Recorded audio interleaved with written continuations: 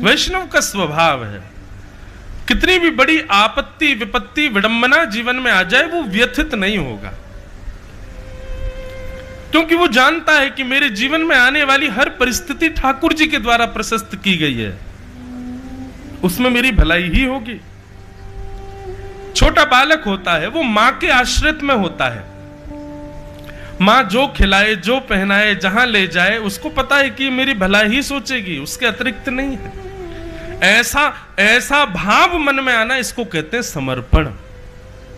समर्पण का मतलब यह नहीं होता कि ठाकुर जी केवल अच्छा ही अच्छा करो हमारे साथ और बुरा करते ही ठाकुर जी को ही गाली देने लग जाए, ठाकुर जी से ही दूर हो जाए। नहीं, हर स्थिति तेरे फूलों से भी प्यार, तेरे कांटों से भी प्यार, तू जो भी देना चाहे दे दे मेरे करतार, मुझे कोई शिकायत नहीं। सुख दो या गम जो भी प्रेम से सहूंगा, जहां ले चलोगे वहीं मैं चलूं।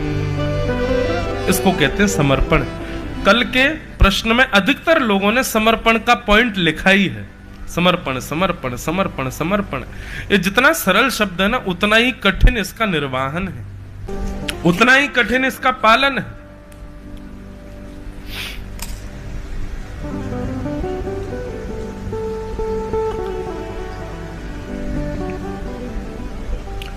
क्योंकि एक बार जब आप समर्पण का भाव चित्त में ले आते हैं तो ठाकुर जी भी कमर कस लेते हैं अपनी।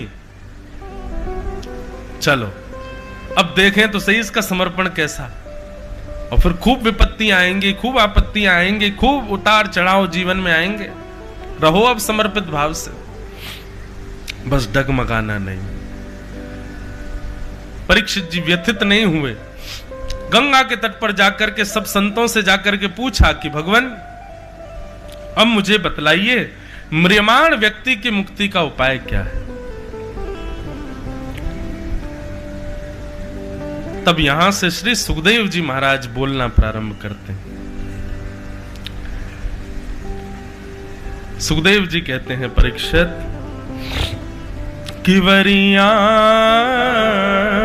शते प्रश्न कृतो लोकहितं नृप, आत्मवेद सम्मतः पुंसां श्रोतव्यादिषु यः परः।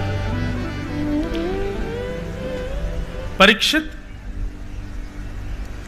तुमने जो प्रश्न किया है ना, कृतो लोकहितं नृप, ये लोकहित के लिए किया है, अपने लिए नहीं किया है। बंधुओं, मैं कथाओं में कहा करता हूं, गुरु वो नहीं जो प्रश्न का सटीक उत्तर दे, गुरु वो जो प्रश्न के पूछने पर ही समझ जाए कि इसका भाव क्या है, या प्रश्न को भी सुधार दे।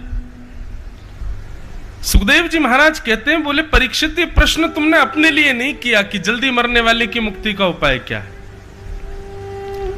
क्योंकि मैं जानता हूं तुम्हारी स्थिति क्या है। तुम वो बालक हो जिसने जन्म बाद में लिया है, गर्भ में भगवान ने आकर के तुम्हारी रक्षा की थी। इसका मतलब क्या है?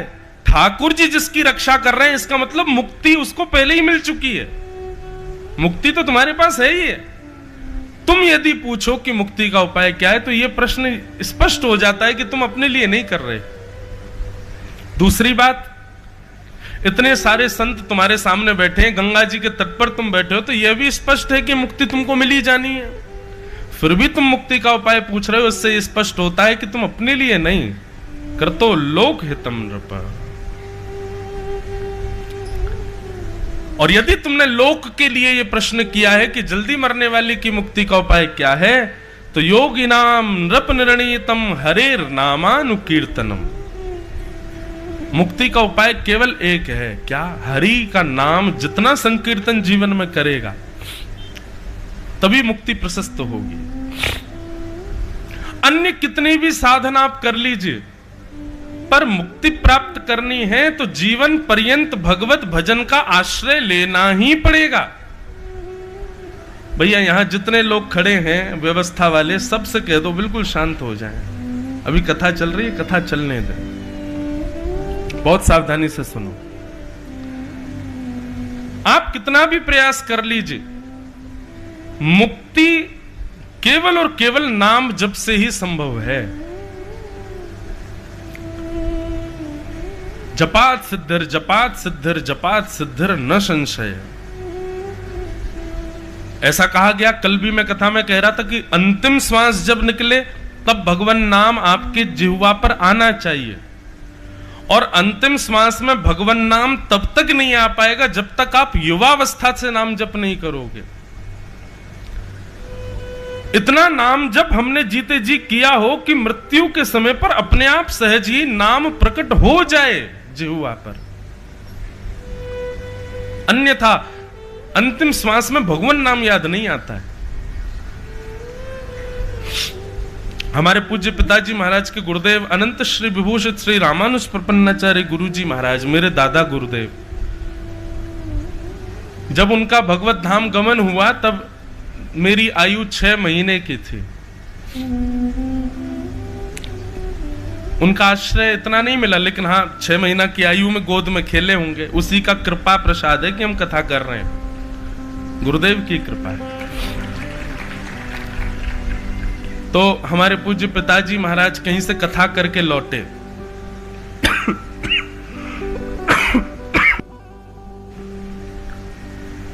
छब्बीस वर्ष पूर्व की बात, और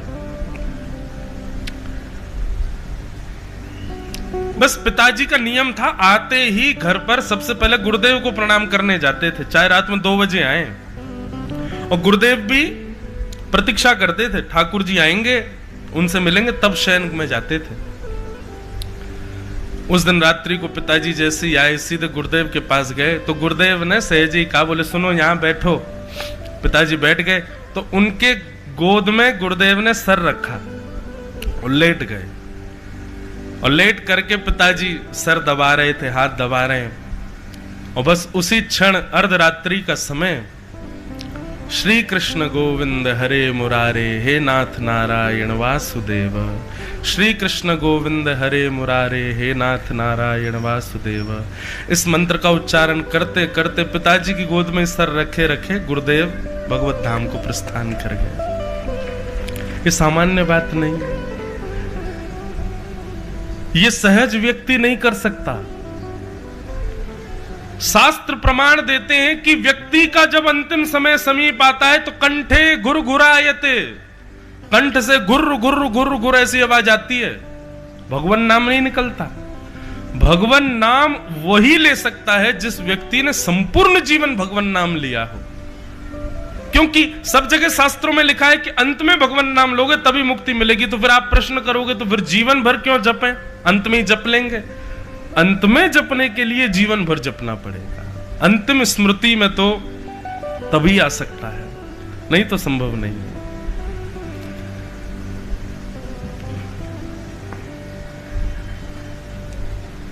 अंते नारायण स्मृति। सुखदेव जी महाराज ने परीक्षित से कहा, परीक्षित आपने अपने लिए यह प्रश्न नहीं किया है, क्योंकि आप तो पहले ही मुक्ति के निधान में हो, आपकी रक्षा स्वयं भगवान कर रहे हैं। परीक्षित, यदि आप अपने लिए पूछना चाहते हैं तो आपको तो यह पूछना चाहिए कि भक्ति का उपाय क्या है, मैं भक्ति प्राप्त कैसे करूं। जीवन के 7 दिन आपके शेष बचे हैं, यह मत पूछो कि मुक्ति कैसे मिलेगी, यह पूछो कि भक्ति कैसे मिलेगी। क्यों? क्योंकि मुक्ति के लिए तो अंतिम क्षण भी काफी है। 7वें दिन हम आ जाएंगे, जिस दिन तुम्हारे प्राण निकल रहे होंगे, उस समय सब लोग मिलकर के हरिनाम संकीर्तन कर देंगे। हरिनाम संकीर्तन सुनते सुनते तुम भी गा देना, तक्षक सर पाके डस देगा, नाम गाते हुए प्राण त्यागोगे, मुक्ति तुमको मिल जाएगी। पर ये 6 दिन और जो शेष बचे हैं, 7 दिन में मरने का, इसमें क्या करोगे?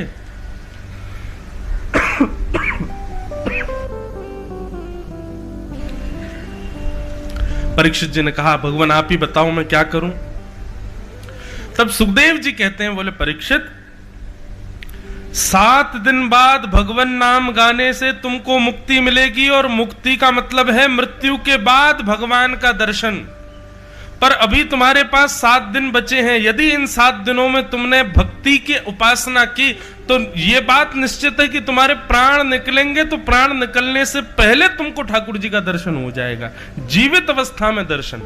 भक्ति और मुक्ति में यही अंतर है। मुक्ति मतलब मृत्यु के बाद भगवत दर्शन, और भक्ति का मतलब है जीते जी भगवत दर्शन। अब क्या चाहिए ये तुम बताओ। तब परीक्षित जी चरणों में प्रणाम करते हुए कहते हैं, भगवान अब मुझे मुक्ति नहीं चाहिए, अब मुझे मुक्ति की इच्छा नहीं, अब तो आप मुझे भक्ति प्रदान करो। तक्षक सर्प मुझे डसे, उसके बाद में भगवान का दर्शन करूं, अब ये अभिलाषा नहीं है। तक्षक सर्प डसे उससे पहले मुझे ठाकुर जी का साक्षात्कार हो जाए, अब ये चिंता मेरी सता रही है।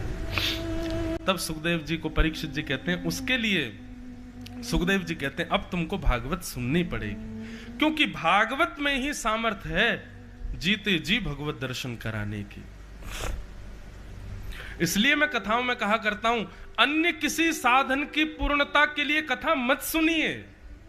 वैभव की प्राप्ति के लिए, पुत्र की प्राप्ति के लिए, संपत्ति की प्राप्ति के लिए, पितरों की निवृत्ति के लिए, इन सब चीजों के लिए कथा मत सुनिए। कथा कराने और सुनने का एक ही उद्देश्य होना चाहिए कि अंतिम श्वास आवे उससे पहले हमको ठाकुर जी मिल जाएं। ये कथा पूर्ण कर सकती है, कथा से ये संभव हो सकता है। वही उद्देश्य रखिए अपना। कभी हमको श्याम सुंदर दर्शन दे दें, कुंज में, निकुंज में, विदिशा में, कभी भ्रमण करते करते यहीं किसी गली मोहल्ले में ठाकुर जी का साक्षात्कार हो जाए, ये संभवतः भागवत जी के द्वारा किया जा सकता है। अन्य किसी साधन से यह संभव नहीं हो पाएगा।